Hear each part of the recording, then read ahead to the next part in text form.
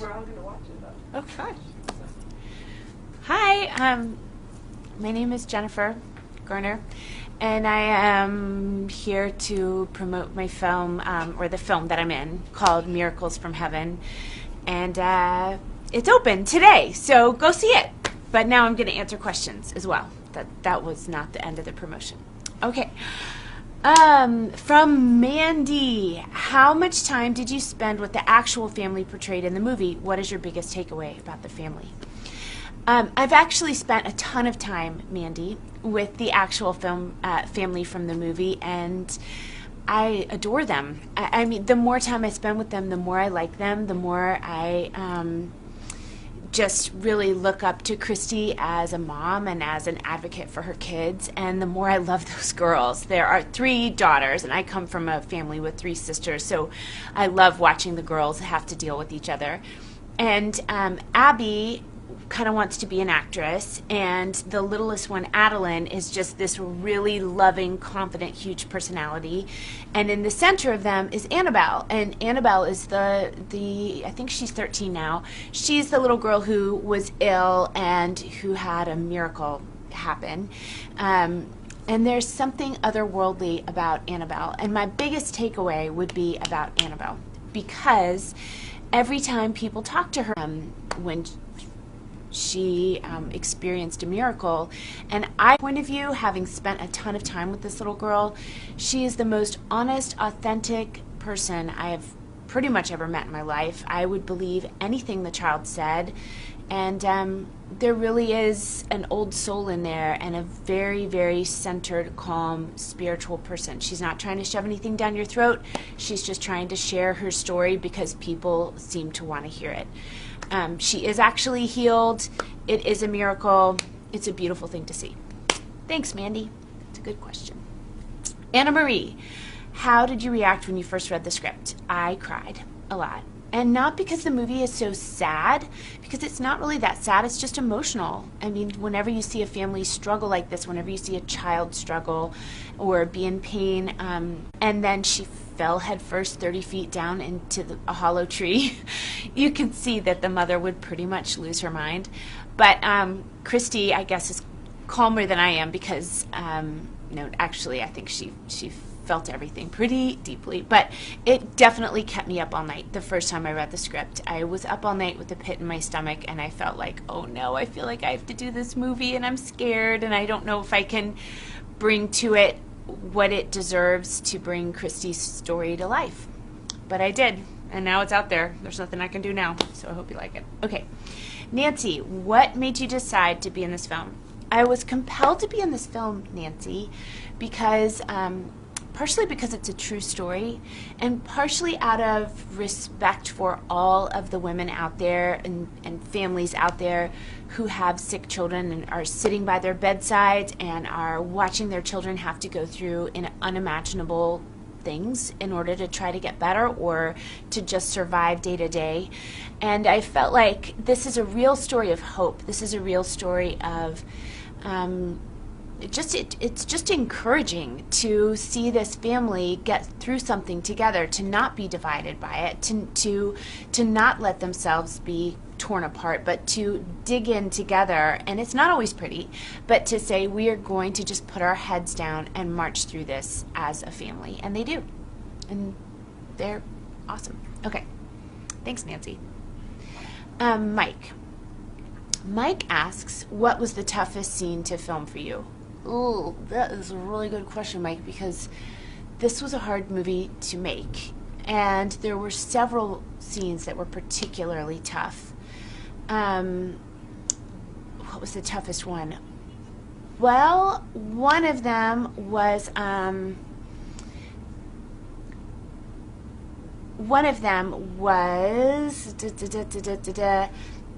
when the child is stuck in the tree, and Christy, in our movie had really struggled with her faith, and she had come to a real nadir as far as where she was with her own faith.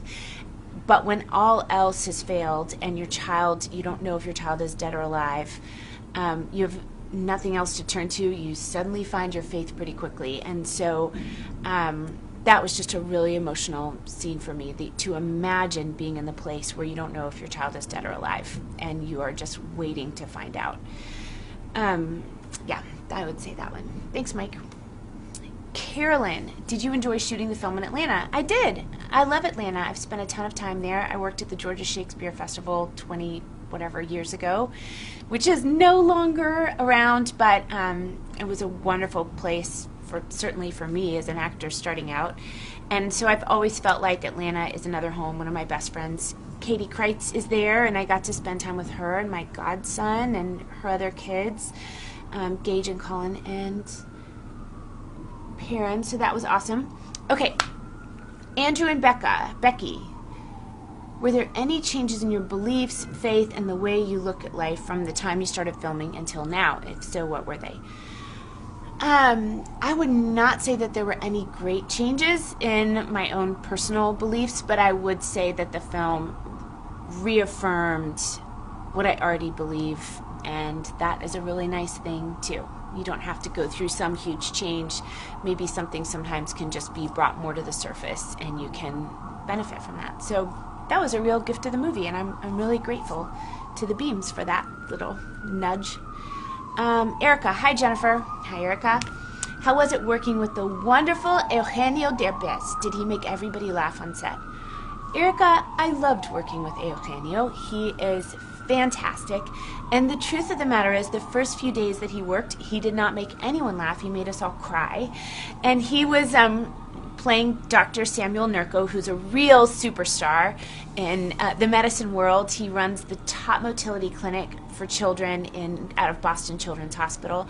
And Eugenio Derbez is the top comedian in all of Mexico, and I think one of Mexico's top actors. And so when he first came, he was so concerned about getting his doctor terminology right, getting all the medical terminology. Spanish is his first language, so he was learning it in English, which medical terminology is hard enough, even if you're speaking it in your first language, but to speak it in your second language and have to repeat it over and over again, I think his head was about to explode, even though he was a total pro. And he had to, manipulate the little girl's tummy and do things. So he was really, really concerned with getting everything right. So he was quite serious. He had very serious scenes. But once he did get to be funny, he was very funny, and we all laughed a ton. And we were so relieved that all of his serious stuff was behind him. But gosh, what a sweetheart. I feel so lucky to work with him. And now I want to go to Mexico City and work on one of Eugenio's movies there. Laura. What is the one thing people should take away from seeing this movie? Well, Laura, this is a movie you can take a lot of things away from. I would hope that people take away a sense of hopefulness. I would hope people feel encouraged when they see the film to go through whatever hard thing they're going through with, just one step at a time, and to look to their family, look to their community, look to whatever they believe in that's good in the world to help them through it. And it would be amazing if you happen to take away that miracles are all around you, everywhere, all the time, every day, because that's important in the movie. But that is up to you. Let's see. Susie, what motivated you to decide to participate in this type of film? I think, Susie, what you mean is a film that has a faith as an element to the story. And I did not decide to do the film because there was faith in the movie. I decided to do the film because I was moved by Christy's story. And Christy is very much a person of faith. And what I love is that it's not just black and white, clean, pretty. She has doubts. She struggles. And we talk about that struggle in the movie. And I think anybody who has any kind of faith should be able to push and pull at it and question it and not believe for a while and come back to it. That's the whole point. So I like that is a part of the film, and I like that the film isn't preachy at all. It just shows you the way this family got through what they got through, and that happens to be really beautiful. So I lucked out in that way because it was just a little side benefit. Chantal. Was it easier to get into your character because you're a mother, or did it make it harder because of it? Gosh, I would say both. I think, I didn't feel like I was being a mother made me better at actually doing the scenes. Martin Henderson plays my husband in the movie, Kevin Beam, and he is such a fabulous actor. You probably know him from Grey's Anatomy. He's so fantastic. He doesn't have kids, but you would never know it because he was so connected to these girls, and he was so sweet with them and so loving, and just he couldn't be more real as a father. So I don't think you have to be a parent to play a parent. At the same time, it definitely, when we were between shooting things and we were just marshaling these girls around on set, or trying to keep their energy up, or trying to calm them down so they'd have energy later, or making sure they needed, if they needed a snack or needed a bathroom break or whatever, it was very handy then to be a mom, because I could say, girls, that's enough, come on. Just like I would with my own kids. Although they were really great girls and I didn't really have to boss them around too much. But we also did a lot of crafts together, and we had a really good time together. They were super sweet, and Martin and I love all three of them very much. And I'm very, very close to Kylie Rogers, who played my daughter Annabelle, because we went through so much in the movie together, and because she's kind of made of gold. Okay. Carla, what impact did this movie have on you? Did it change you in any way? Carla, I think we already covered it. The movie did impact me, and it did change me, but it also didn't. Jamie, my 7-year-old wants to see this movie. Do you think it's too much for her to grasp, or will we be okay to see as a family? This is a great question, and I say to you, it depends on your 7-year-old. You know her. You know her better than anyone, and if she is a kid who would be freaked out by emotional scenes, if she's a child who would be